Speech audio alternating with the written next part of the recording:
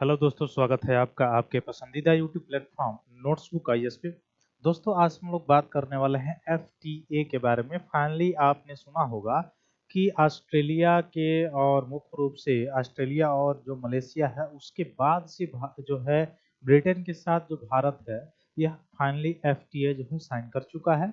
और इसके लिए भारतीय प्रधानमंत्री जो है वह ब्रिटेन गए हुए थे और उनके साथ जो है पीयूष गोयल जी भी गए हुए थे। उसके बाद से एफटीए की साइन की गई। एफटीए होता क्या है, क्या रणनीति इसमें होती है, क्या इसमें लाभ मिलेगा, क्या इससे हानियां होंगी, किन किन सेक्टर से मुख्यतः लाभ मिलेगा, और जो भारत का जो लक्ष्य है 2047 तक विकसित भारत को बनाने का, उसमें यह कैसे भागीदार बनेगा। और साथ ही साथ जो भारत की जो इकोनॉमी है वह दुनिया की टॉप 3 इकोनॉमी में कैसे आएगा, यह किस तरह से एफटीए से फायदे मिलने वाले हैं, इससे संबंधित जो भी मुद्दे होंगे उसका हम लोग बात करेंगे। तो जल्द से जल्द जुड़िए, अपने अपने ग्रुप में शेयर कीजिए। तो फाइनली जो ब्रिटेन के साथ जो है एफटीए हुआ है, अभी हाल ही में साइन किया गया है, ठीक ना। एफटीए का मतलब क्या होता है? फ्री ट्रेड एग्रीमेंट, है ना। तो ग्लोबलाइजेशन जब हुआ था 1991 के आसपास जो है, भारत आपने देखा कि आईएमएफ के शर्तों के अनुसार उदारीकरण को भी अपनाना शुरू कर दिया। तो इकोनॉमिक में आपने पढ़ा होगा, हालांकि उस पॉइंट पे हम लोग नहीं जाएंगे, जो मुख्य सुर्खियां हैं उस पे ही जाएंगे कि उससे जो आपके मेंस आने वाला है उसमें आप क्या कोड कर सकते हैं, और यहाँ से प्रीलिम से कौन से क्वेश्चन उठा के आपसे पूछा जा सकता है, यही हम लोग चर्चा करेंगे, ठीक है। तो एफटीए से होता क्या है, जैसे दोनों देशों के बीच जब एफटीए होता है, दो देशों के बीच जब एफटीए होता है, फ्री ट्रेड एग्रीमेंट होता है, मुक्त व्यापार समझौता जब होता है, तो उससे जो होता है वो दोनों देशों के कुछ ना कुछ जो मार्केटिंग होती है, कुछ ना कुछ जो उत्पादन होता है, कुछ प्रोडक्शन जो होता है, प्रोडक्ट जो होता है, उसको मुख्य रूप से निर्यात में क्या होता है, मुख्य रूप से उनको प्रोत्साहन मिलता है। जैसे मान लिया जाए भारत के जितने भी जैसे टेक्सटाइल्स हो गए, कपड़े हो गए, या मुख्य रूप से आप कह सकते हैं और भी जैसे प्रोसाइडिंग जो फूड्स हो गए, जैसे प्रसंस्कृत जो खाद्य है, ठीक है, खाद्य पदार्थ वो हो गए, यह मुख्य रूप से जैसे ब्रिटेन में जब जाएगा तो क्या हो जाएगा, सस्ता हो जाएगा। क्यों सस्ता हो जाएगा? कारण क्या है कि पहले इस पे शुल्क लगाया जाता था, जो आयात शुल्क है, क्योंकि ब्रिटेन जो है, अभी हम लोग इस डेटा को भी पढ़ेंगे, ब्रिटेन जो है अन्य देशों से प्रोसेसिंग जो फूड्स है वह आइटम को क्या करता है, आयात करता है, मतलब खरीदता है।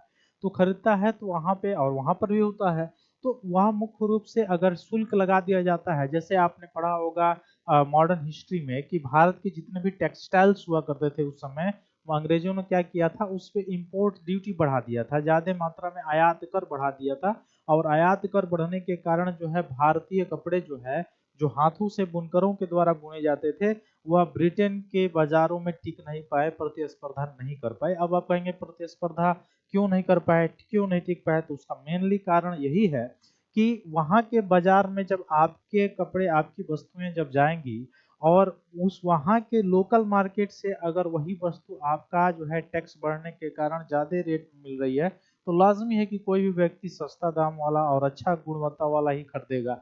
तो अच्छा गुणवत्ता भी है और सस्ता मूल्य में भी उपलब्ध हो जा रहा है, वही वस्तु को लोग क्या करेंगे, कंज्यूम करेंगे। और ब्रिटेन में औद्योगिक क्रांति के समय जो है जो मशीनों का जो आविष्कार हुआ था, जिसके कारण आसानी से कपड़ों का उत्पादन हो जा रहा था, और यहाँ पे वही कपड़े 1 माह लगते, वही कपड़े बनाने में 15 दिन लगते थे, ठीक ना। बुनकरों के द्वारा बनाया जाता था, हाथ के द्वारा बनाया जाता था, है ना।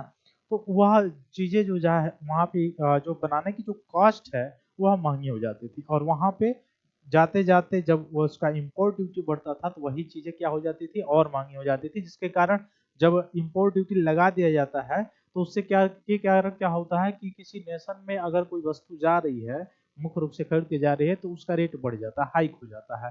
अब हाइक हो जाने का तो क्या है, वहाँ की जो लोकल मार्केट में जो प्रोडक्शन हो रहा है, जो उत्पादन हो रहा है, उसके आगे वो प्रतिस्पर्धा नहीं कर पाएगा। जब प्रतिस्पर्धा नहीं कर पाएगा तो वहाँ के मार्केट में उसका डिमांड कम हो जाएगा, और डिमांड कम हो जाएगा तो सीधे सीधे होगा क्या, यहाँ की वस्तु अगर वहाँ पे जा रही है तो उसका निर्यात कम हो जाएगा, यानी वो लोग इस वस्तु का आयात कम कर देंगे और हमारा निर्यात घट हो जाएगा। और निर्यात घटेगा तो आप जानते हैं कि व्यापार घाटा भी होता है, और हमारे जो प्रोसीडिंग फूड्स हैं या मुख्य रूप से जो अन्य आइटम्स हैं वो भी मुख्य रूप से नहीं जाएंगे। ठीक है। तो एफटीए आने से क्या लाभ होगा, इसी चीज का मैं बताने के लिए थोड़ा सा छोटा सा एग्जांपल लिया था मॉडर्न हिस्ट्री का। तो आप समझ चुके होंगे कि एफटीए आने से लाभ क्या होगा। लगभग 99% जो वस्तुएं हैं उनका टैक्सेशन रेट कम हो जाएगा, या मुख्य रूप से आप कह सकते हैं शून्य हो जाएगा। तो उससे क्या होगा, उससे यहाँ की जो वस्तुएं होंगी वह ब्रिटेन के मार्केट में जब जाएंगी तो वह मुख्य रूप से उन पे आयात शुल्क नहीं लगेगा। आयात शुल्क नहीं लगेगा तो वो सस्ती दामों में वहां पे बेची जाएगी, तो वहां पे प्रतिस्पर्धा में रहेगी और साथ ही साथ वहां पे जो है डिमांड बढ़ेगा। डिमांड जब होगा तो यहाँ से उस वस्तुओं का निर्यात होगा, और निर्यात होगा। जैसे एक छोटा सा एग्जांपल मैं बताऊं, खाद्य प्रसंस्कृत जो वस्तुएं हैं उनकी अगर मैं बात करूं, तो खाद्य प्रसंस्कृत जो वस्तुएं हैं मूलतः उनका संबंध कहाँ से है, कृषि सेक्टर से है, तो एग्रीकल्चर सेक्टर से है, ठीक ना। तो कृषि क्षेत्र से है, वहां से अगर वो प्रोसीडिंग होने के लिए जा रहा है तो किसमें जा रहा होगा, एमएसएमई में जा रहा होगा। अब वहां से डिमांड बढ़ गई, निर्यात बढ़ गया, तो होगा क्या, एक तो निर्यात बढ़ा तो मुख्य रूप से व्यापार घाटा कम होगा। दूसरा कारण क्या होगा, जो एमएसएमई को बढ़ावा मिलेगा उससे रोजगार का सृजन होगा। रोजगार का सृजन होने के साथ साथ जीडीपी भी बढ़ेगी। उसके बाद से देखेंगे तो हमारे युवाओं को रोजगार भी मिलेगा। फिर उसके बाद से अगर देखा जाए तो किसानों को भी जो दुगुना लाभ का लक्ष्य रखा गया वो भी होगा। किसानों के जो फूड्स हैं वो भी जाके छोटे छोटे जो जैसे इंटरनेट या जेम के माध्यम से जो है वह उसके खेत में ही खरीद लिया जाएगा, आसानी से वह लेके जाएगा, खाद प्रसंस्कृत हो जाएगा, यानी प्रसंस्करण हो जाएगा। और प्रसंस्करण होने के लिए वो जो कंपनी होगी, जो एमएसएमई होगी, आसानी से वह कच्चे माल के रूप में किसानों के खेतों से जाके वो वस्तु को लेके आएगी, और आसानी से किसानों का जो मुख्य रूप से फसलें हैं उनकी बिक्री भी आसान हो जाएगी। तो इस तरह से सभी का क्या होगा, लाभ होगा, है ना। तो आइए हम लोग इसी के बारे में देखेंगे क्या क्या मुख्य बिंदु है।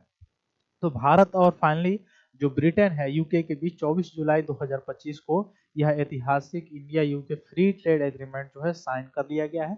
अब ऐसा ये नहीं कि केवल, अच्छा ये बताइए थोड़ा सा कॉमन सेंस लगा सकते हैं, केवल क्या भारत की ही वस्तुओं के निर्यात को बढ़ावा मिलेगा, वो भी तो चाहता होगा बदले में, वो भी तो चाहता होगा कि उसकी कोई ऐसी वस्तु होगी जिसका प्रोडक्शन ज्यादा है, भारत में नहीं आ पा रहा है, तो उसमें रेट जो है कम लगाया जाए, यानी आयात जो है शुल्क ना लगाया जाए, वो भी चाह रहा होगा। तो फ्री ट्रेड जो एग्रीमेंट होता है दोनों देशों के मध्य, दोनों देशों की सहमति से होता है। हमारी कुछ वस्तुओं पे टैक्स वो नहीं लगाएगा, यानी अगला जो देश है जैसे ब्रिटेन से हो रहा है तो ब्रिटेन नहीं लगाएगा, और वह वहां की जो वस्तुएं होंगी, कुछ वस्तुएं अभी हम लोग चर्चा करेंगे, उस पे हमारे देश की तरफ से आयात शुल्क नहीं लगाया जाएगा, जिसके कारण उसके लिए भी हमारे देश में मार्केट उपलब्ध हो पाएगा, और हमारे लिए भी उसके पास जो है मुख्य रूप से मार्केट उपलब्ध हो पाएगा। साथ ही साथ ब्रिटेन के लिए भी फायदा होगा, इसे इसलिए कि भारत की पॉपुलेशन आप जानते हैं बहुत ज्यादा है, और पॉपुलेशन ज्यादा होने के कारण डिमांड में कमी नहीं होती है। तो यहाँ पे जब सप्लाई चेन में वो वस्तुएं आएंगी तो डिमांड उसका ज्यादा होगा, तो इस तरह से उसको भी क्या होगा, फायदा होगा। तो केवल किसी एक पक्ष को लेकर फ्री ट्रेड एग्रीमेंट नहीं होता है, दोनों पक्षों या दोनों देशों की सहमति होती है, ठीक ना। तो इस चीज पे देखिए, तो आगे देखिए, तो भारत और ब्रिटेन के बीच ऐतिहासिक जो एफटीए हुआ है अभी फिलहाल में, है ना, तो क्या क्या चीजें सस्ती होंगी और क्या क्या महंगी होंगी। तो वहां से जो सारी चीजें आती हैं, जैसे वहां से कार हो आता है, वहां से अल्कोहल आता है, मेडिकल उपकरण जो होते हैं वो आते हैं, वो ब्रिटेन से आता है। हम लोग आयात करते हैं, भारत के लोग आयात करते हैं, और ब्रिटेन क्या करता है, निर्यात करता है। तो ब्रिटेन का निर्यात बढ़ेगा किसमें, कार में, शराब में, मेडिकल उपकरण में, अंतरिक्ष यान के जो पार्ट्स होते हैं उसमें, चॉकलेट में, या सौंदर्य प्रशासन के सामान। भारत में जब पता ही है, ठीक है, पॉपुलेशन ज्यादा है, महिलाओं की संख्या ज्यादा है, महिलाएं भी हैं, और बढ़ ही रहा धीरे धीरे सौंदर्य प्रशासन में, महिलाओं को पीछे कोई कर ही नहीं सकता है। तो उस तरह से होगा क्या, वहां से बना हुआ सौंदर्य जो प्रसाधन है, चॉकलेट है, या अंतरिक्ष यान से जुड़े हुए पार्ट्स हो गए, मेडिकल उपकरण हो गए, शराब, कार, वहां की ये वस्तु है, भारत में उसको अच्छे से मार्केट मिल पाएगा, और अच्छे से उसका निर्यात बढ़ेगा, और हमारे लिए भी, हमारे जो लोग हैं उनके लिए कंज्यूम करना आसान होगा, और उनके लिए क्या होगा, सस्ता हो जाएगा ये सारी चीज, ठीक है। तो सस्ता होगा तो वहां यहाँ से लोग क्या करेंगे, डिमांड करेंगे, डिमांड करेंगे तो उसका निर्यात बढ़ेगा, किसका, ब्रिटेन का।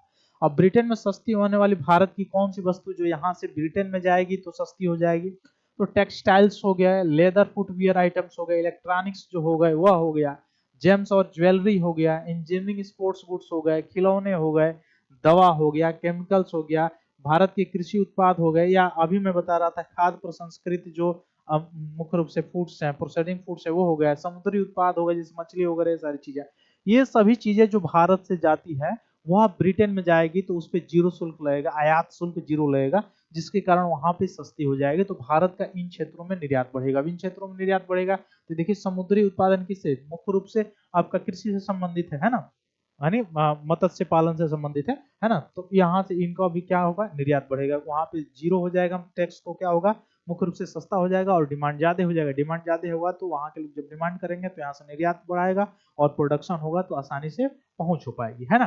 तो ये चीजें आप समझ पा रहे होंगे। फिर समझौते से क्या होगा, दोनों देशों में कारोबार करना भी आसान होगा, व्यापारियों को भी लाभ होगा, इसमें निवेश बढ़ेगा, रोजगार के भी नए अवसर इसमें बनेंगे, जैसे मैं पहले ही आपको समझाया था। दोनों देशों के बीच रक्षा और सुरक्षा क्षेत्र में औद्योगिक सहयोग बढ़ाने वाले रोड मैप की भी मंजूरी मिल गई है ना। तो लंदन में पीएम नरेंद्र मोदी और ब्रिटिश प्रधानमंत्री कियर स्टारमर, याद रखिएगा ब्रिटेन के इस समय प्रधानमंत्री हैं कियर स्टारमर, इनकी मौजूदगी में क्या हुआ है, भारत के वाणिज्य मंत्री पीयूष गोयल भी थे, उनके ब्रिटिश समकक्ष जोनाथन रोनाल्ड भी थे, मतलब वहां के जो वाणिज्य मंत्री थे, जिनका नाम है ब्रिटेन का जो वाणिज्य मंत्री हैं जोनाथन रोनाल्ड, उनके समग्र आर्थिक कारोबारी समझौता, ये याद रखिएगा, समग्र आर्थिक व कारोबारी समझौता सीटा पर हस्ताक्षर किया गया है। इस पे CETA, सीटा पे क्या किया गया है, समझौता किया गया है। और दोनों देशों के प्रधानमंत्रियों ने ऐतिहासिक करार किया। भारत और ब्रिटेन के द्विपक्षीय रिश्तों के अगले 10 वर्षों की दिशा में 2025 से 2035 तक विजन डॉक्यूमेंट 2035 को भी मंजूरी इसमें मिली है। ठीक है, तो ये मुख्य पॉइंट है, इसको याद रखिएगा। बिल्कुल FTA साइन हुआ है इस वक्त, बिल्कुल ये परीक्षाओं में घूमेगा, ठीक ना। तो जो मैं CETA में बता रहा था जो साइन हुआ है, उसका फुल फॉर्म याद रखिएगा, comprehensive economic and trade agreement, ठीक ना, comprehensive economic and trade agreement सीटा पर हस्ताक्षर किया गया है भारत और ब्रिटेन दोनों तरफ से। इस समझौते से होगा क्या कि टेक्सटाइल, लेदर, फुटवियर आइटम्स हो गए, electronics, James, jewellery, engineering, sports suits, खिलौने, दवा, केमिकल्स, रोजगार परक सेक्टर के साथ भारत के जो कृषि उत्पाद हो गए, प्रोसेस्ड फूड हो गए, समुद्री उत्पाद हो गए, इसमें निर्यात में बढ़ोतरी मिलेगी। अब क्यों निर्यात में बढ़ोतरी मिलेगी, इसका तर्क मैं आपको समझा चुका हूँ, ठीक है, आप समझ चुके होंगे। क्योंकि इन वस्तुओं के निर्यात पर ब्रिटेन में अब कोई शुल्क नहीं लगेगा, ठीक ना। अब तक इन वस्तुओं पे 8% से 70% तक शुल्क लगता था, लेकिन अब कितना हो गया है, 0%, ठीक है, घट के कितना हो जाएगा, 0%, यानी आयात शुल्क नहीं लगेगा। अब कृषि उत्पाद में मुख्य रूप से फल हो गया, सब्जी हो गया, बासमती चावल या अन्य अनाज, अचार, तैयार भोजन के निर्यात पर कोई शुल्क नहीं लगने से क्या होगा, किसानों को जहां लाभ मिलेगा वही रोजगार परक सेक्टर को भी क्या होगा, निर्यात बढ़ने से MSME को भी बढ़ावा मिलेगा, जैसे मैं आपको पहले ही समझाया MSME के बारे में। भारतीय MSME अब ब्रिटेन की सरकारी खरीद में हिस्सा भी ले लेंगे। भारत की अर्थव्यवस्था के रीढ़ भी है MSME, है ना। तो इस तरह से सारी चीजें जो लक्ष्य है उसको साधने में जो है मुख्य रूप से भूमिका निभाई गई। दोनों देशों ने सीटा के तहत अपने वर्तमान के 56 अरब डॉलर के व्यापार को 2030 तक 112 अरब डॉलर तक ले जाने का लक्ष्य रखा है। तो याद रखिएगा, ब्रिटेन और भारत दोनों ने प्रतिबद्धता जताई है कि 2030 तक, इस समय है 56 अरब डॉलर का व्यापार, 2030 तक 112 अरब डॉलर तक ले जाना है, ठीक ना। अगले एक साल में इसमें अमल होने की उम्मीद है सीटा पे, ठीक ना। ये सारी चीजें, अब इसके मुकाबले अब देखिए, पहले जो है ब्रिटेन बांग्लादेश से खरीदता था, बांग्लादेश के मुकाबले और क्या सस्ते हो जाएंगे, तो भारतीय टेक्सटाइल का उत्पाद जो है सस्ता हो जाएगा। यानी अगर आप देखेंगे सस्ता हो जाएगा तो जो वह मुख्य रूप से आयात करता था ब्रिटेन बांग्लादेश वगैरह से, वह भारत से आयात करने लगेगा। तो भारत की हिस्सेदारी सिर्फ इस समय देखा जाए तो 1.79 अरब डॉलर की है ना। तो जिसमें से 27 अरब डॉलर टेक्सटाइल और गारमेंट्स आयात करता है कौन, ब्रिटेन, जिसमें से मात्र भारत 1.79 जो है अरब डॉलर की जो है मुख्य रूप से निर्यात करता है। तो इससे क्या होगा, इसका मुख्य रूप से सस्ता हो जाएगा तो और निर्यात बढ़ेगा, ठीक है। और व्यापार समझौता होने से ब्रिटेन के बाजार में भारतीय टेक्सटाइल उत्पाद बांग्लादेश, पाकिस्तान, कंबोडिया जैसे देशों से भी क्या हो जाएंगे, सस्ता हो जाएगा और हमारा निर्यात क्या हो जाएगा, बढ़ जाएगा। तो ब्रिटेन अभी भी चीन और वियतनाम से सबसे अधिक इलेक्ट्रॉनिक्स आइटम का क्या करता है, निर्यात करता है। अब इस स्थिति में FTA जब साइन होगा और हमारा प्रोडक्शन बढ़ेगा, मैन्युफैक्चरिंग बढ़ेगी, तब जाके क्या होगा, हम उसका लाभ ले पाएंगे। और मुख्य रूप से इस FTA का हम लाभ तभी ले पाएंगे जब मैन्युफैक्चरिंग हम बढ़ाएं और निर्यात बढ़ेगा इससे, तभी जाके हम मुख्य रूप से क्या ये काम कर सकते हैं, ठीक ना। तो ज्वेलरी निर्यात बढ़ाने की भी इसमें गुंजाइश हो सकती है। और लगभग ब्रिटेन सालाना 5.4 अरब डॉलर के समुद्री उत्पादों का आयात करता है। इसमें भारत की हिस्सेदारी मात्र आप देख सकते हैं 2.25% है। अब इस FTA के साइन हो जाने से क्या होगा, समुद्री निर्यात भी जो है, जो समुद्री उत्पादन होता है उसका भी निर्यात बढ़ेगा, ठीक है, FTA साइन हो जाने के बाद से। ठीक है, तो इसका निर्यात में रास्ता साफ हो जाएगा। जैसे आंध्र प्रदेश, केरला, तमिलनाडु, गुजरात, उड़ीसा जैसे राज्यों को भी बहुत ज्यादा मात्रा में आने वाले समय में क्या हो सकता है, लाभ मिल सकता है, अगर प्रोडक्शन सही से किए तब। ठीक ना। तो प्रोसेस्ड फूड के निर्यात को भी लेकर ब्रिटेन की संभावना देख रही है। लगभग 50 अरब डॉलर का प्रोसेस्ड फूड का आयात करता है ब्रिटेन। भारत मात्र 31 करोड़ मतलब डॉलर का ही इसमें भारत का हिस्सेदारी है। अब इससे आप समझ सकते हैं कि एफटीए साइन होने से कितना बड़े मात्रा में प्रोसेस्ड जो फूड्स हैं उसका निर्यात बढ़ेगा, एमएसएमई को बढ़ावा मिलेगा, और साथ साथ जो किसानों को आय दोगुनी होने की जो लक्ष्य रखी गई है और किसानों को बढ़ावा देने के लिए वो भी साधने की मुख्य रूप से जो है दिशा में काम हो सकता है। अगर यह एफटीए मतलब अच्छे से काम करे, भारत अगर अच्छे से मैन्युफैक्चरिंग में काम करे तो इसको आसानी से साधा जा सकता है। ठीक है, तो यह लगभग 99% तक सभी वस्तुओं का मुख्य रूप से मूल्य घट जाएगा। तो आपको समझ में आ गया होगा ये सारी चीजें। सुर्खियों में अथवा न्यूज में यही सारी चीजें थी। आपसे जो प्रश्न पूछा जाएगा मैंने बता दिया, प्रीलिम्स में जो पूछा जाएगा मैंने बता दिया, और मेंस के रिगार्डिंग आप कैसे आंसर दे सकते हैं उसको भी मैंने बता दिया। ठीक है, अब बाकी इकोनॉमिक में आपने पढ़ा होगा कि एफटीए सीटे ये क्या होता है, तो आप इकोनॉमिक में पढ़ लेंगे। ठीक है, वो आपका बेसिक है। फिर मिलते हैं हम लोग अपनी अगली क्लास में, तब तक के लिए बहुत बहुत धन्यवाद दोस्तों। जय हिंद।